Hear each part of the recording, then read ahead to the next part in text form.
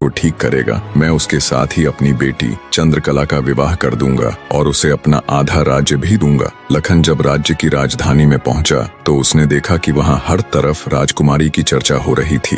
राज्य का हर कोई व्यक्ति राजा की घोषणा और राजकुमारी की बीमारी की बात कर रहा था। जब लखन ने एक व्यक्ति से इस बारे में पूछा तो व्यक्ति ने राजकुमारी की बीमारी से लेकर राजा की घोषणा तक का सारा किस्सा लखन को बताया। सारी बातें सुन लखन कुछ देर वहां खड़ा विचार करता रहा। फिर कुछ सोचकर वो राजमहल की तरफ चल पड़ा। एक जिंदा सांप राजा की लड़की के पेट में रहता था। सांप ने राजा की लड़की को अपने वश में किया हुआ था। जब रात होती तो वो कुछ देर के लिए राजकुमारी के मुख से बाहर निकलकर जंगल की तरफ चला जाता और सुबह होने से पहले ही वो फिर से उसके अंदर चला जाता। राजकुमारी इस बात से बिल्कुल अनजान थी कि उसके अंदर एक सांप ने डेरा डाला हुआ है। अनजाने में वो पूरी तरह से उस नाग के वश में थी। राजमहल में किसी को भी इस बात की भनक तक नहीं थी कि राजकुमारी के अंदर एक 7 फुट का सांप रहता है। सभी यही समझते कि पता नहीं राजकुमारी को क्या बीमारी लग गई जिसके कारण वो हमेशा अचेत रहती है। बड़े से बड़े वैद्य और हकीम भी इस बात का पता नहीं लगा पाए। लखन जब राजमहल के अंदर गया तो उसने देखा कि वहां पर बहुत सारे वैद्य और हकीम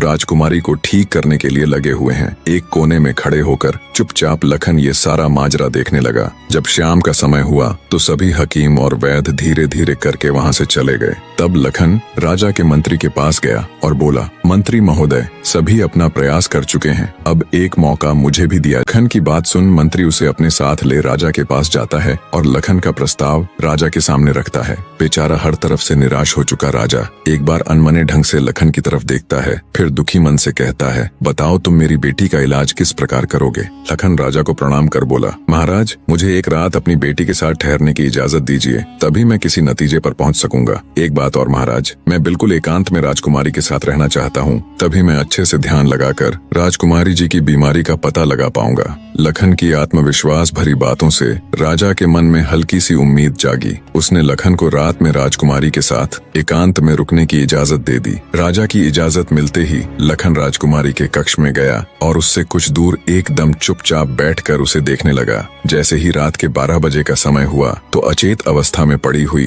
राजकुमारी के मुंह से सांप बाहर निकला और महल के परिसर से होता हुआ जंगल की ओर चला गया। ये सब देख लखन दंग रह गया। वो बिना कुछ हरकत किए चुपचाप वहीं बैठा रहा। जब रात का आखिरी पहर खत्म होने को आया तब वो सांप वापस लौटा और राजकुमारी चंद्रकला के मुख से होता हुआ पूरा उसके अंदर समा गया। दम साधे लखन ये सारा माजरा देखता रहा। सारा माजरा देख उसे समझते देर न लगी कि राजकुमारी की सारी बीमारी की जड़ ये सांप ही है। सुबह हुई तो राजा चंद्रसेन डर और बेसब्री के मिश्रित भावों के साथ लंबे लंबे कदम रखता हुआ अपने मंत्री के साथ राजकुमारी के कमरे में आया और बेसब्री से उसने लखन से पूछा, बताओ लड़के, तुम किस नतीजे पर पहुंचे? क्या मेरी बेटी ठीक हो जाएगी? लखन बोला, महाराज, मुझे राजकुमारी की बीमारी का पता चल गया है और ईश्वर ने चाहा तो वो जरूर ठीक हो जाएगी। आप मुझे एक रात का समय और दीजिए और मेरे लिए एक तलवार, एक मिट्टी से भरी हुई बड़ी सी बाल्टी का इंतजाम कर दीजिए। लखन की बात सुन राजा को बहुत सुकून मिला। उसने मंत्री को लखन के द्वारा मांगा गया सारा सामान उसे देने का निर्देश दिया। अब सभी को इंतजार था तो बस रात का।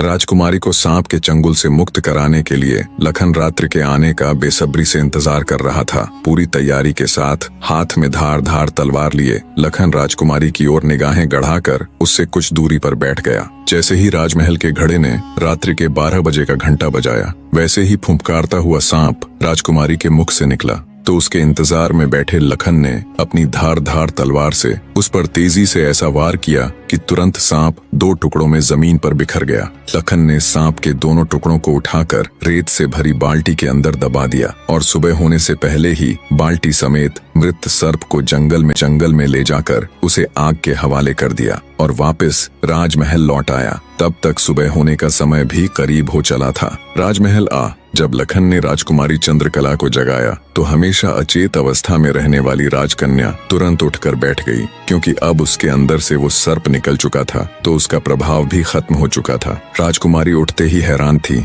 उसे ऐसा लग रहा था जैसे पता नहीं वो कितने सालों से नींद में थी। जब लखन ने राजकुमारी से उसके स्वास्थ्य के बारे में पूछा तो अचंभित राजकुमारी ने अपने आप को बिल्कुल ठीक बताया। तब तक सुबह भी हो चुकी थी। उधर राजा भी पूरी रात सोया नहीं था। उसे बस इंतजार था तो सुबह का। जैसे ही सुबह हुई राजा बेसब्री से भागा भागा राजकुमारी के कक्ष में आया। जब उसने बिल्कुल सही सलामत अपनी बेटी को बैठे और बात करते पाया तो उसकी खुशी का ठिकाना ना रहा। आंखों में अश्रु लिए राजा ने तुरंत अपनी लाडली बेटी को गले लगा लिया। भरे हृदय से राजा ने हाथ जोड़कर लखन का शुक्रिया अदा किया और अपनी शर्त के अनुसार राजकुमारी चंद्रकला का विवाह लखन के साथ कर दिया। जब राजा ने लखन को अपना आधा राज्यपाट देना चाहा, तो लखन ने राज्य लेने से साफ मना कर दिया। ऐसा स्वाभिमानी दामाद पाकर राजा चंद्रसेन खुशी से फूला नहीं समाया। उसने खुशी खुशी बहुत सारा धन देकर अपनी बेटी चंद्रकला को लखन के साथ